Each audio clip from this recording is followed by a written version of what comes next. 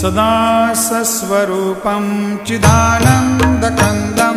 जगत्सम्भवस्थानसंहारहेतुं स्वभक्तेच्छया मानुषं दर्शयन्तं नमामीश्वरं सद्गुरुं साईनाथं भवद्वान्तविद्वांसमार्तण्डमीड्यं मनोवागतीतं मुनिर्ध्यानगम्यं जगद्व्यापकं निर्मलं निर्गुणत्वां नमामीश्वरं सद्गुरुं साईनाथं भवां